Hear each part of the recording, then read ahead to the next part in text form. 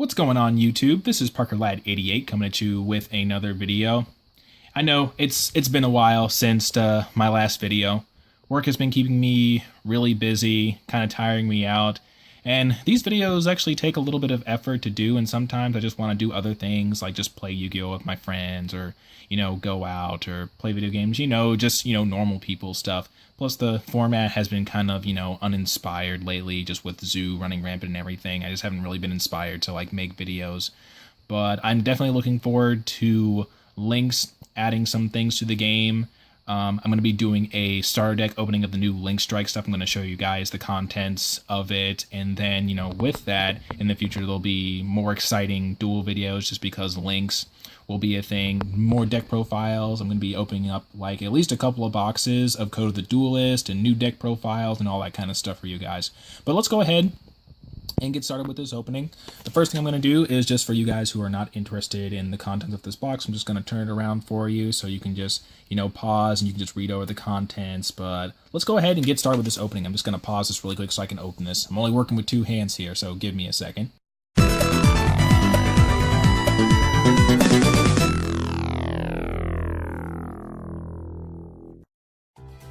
Alright guys, here we have it. The dawn of Lynx. A new era is upon us. Hopefully a more fun one as well.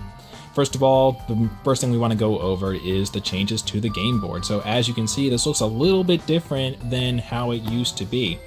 For one thing, the pendulum zones, instead of being up here, they're now down here. And they double function as your spell trap card zones. If you put pendulum scales here, you can't put spell traps here. And also, if you put spell traps here, you kind of lock out your pendulum scales. So if you are playing pendulums, it's just a little bit of, you have to think through your plays a little bit more. So that's the first glaring thing. The second thing is that now our monster card zones are our main monster zones. So only our ritual monsters, effect monsters, and normal monsters are going to go in these slots here. Field spell, extra deck, regular deck, graveyard, that's all the same. Notice how graveyard has GY. How long did it take for us to get from this to that? And then we have the extra monster zones up here. The main new thing. This is where all of your Xyz, Synchros Fusions, and also Lynx will be going.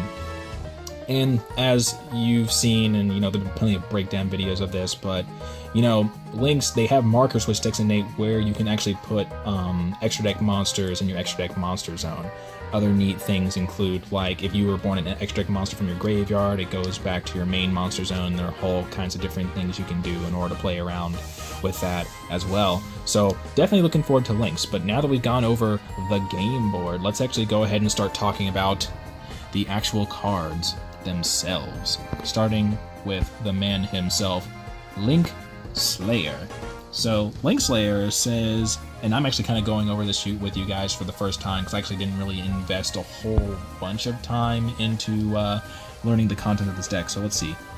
First we have Link Slayer. Link Slayer says, if you control no monsters, you can special this card from your hand, which is definitely good. A Photon Thrasher S Cyber Dragon S type card is always good.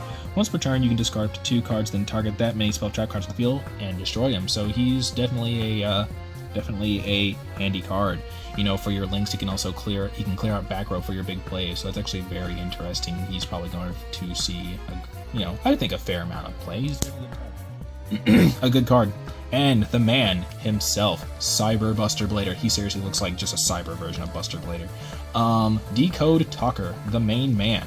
So Decode Talker, he is a Link 3. He requires 2 effect monsters, gains 500 attack for each monster it points to when your opponent activates a card or effect that targets a card's you control. Quick effect, you contribute 1 monster this card points to, negate the activation. If you do, destroy that card.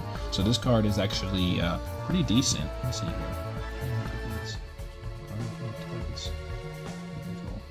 Oh wow, that's impressive.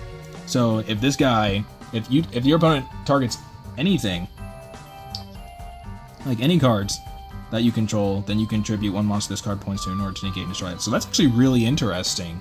I'll be very interested to see what comes of him later. We have Ram Cloud. You contribute 1 monster, then target 1 Cyberse monster in your graveyard, special summon it. You can only activate. That's pretty handy, just normal summon this, tribute a monster, special summon a Cyberse monster. That's pretty neat. Honeybot, the second of the Link monsters. Link 2 Cyberse monsters. Near player can target monsters this card points to with card effects, and those monsters cannot be destroyed in battle. So this card's actually pretty decent. I like that. Link Spider, very nice. Special summons normal monsters to where it basically points to. And then we're moving into the effect monsters, or just the regular stuff. We have Bitron, a new normal Cyberse monster. We have Draconet. When this card is normal summon, you can special summon one level 2 or lower normal monster from your hand or deck in defense position. So you summon this guy, use it to get Bitron or any other normal monster from your hand or from your deck, and use it to go for a Link 2. That's neat. Galaxy Serpent, Dragon, blah blah blah blah. Because Photon Thrasher, Speak of the Devil, Exterion Universe, Evil Swarm Mandalora, just a bunch of stuff that lets you put monsters on the board so that you can go for your Link plays and the stuff. Card D, Raikou, Battle Fader, Swift Scarecrow, that's a good reprint. Effect Veiler, that's a good reprint.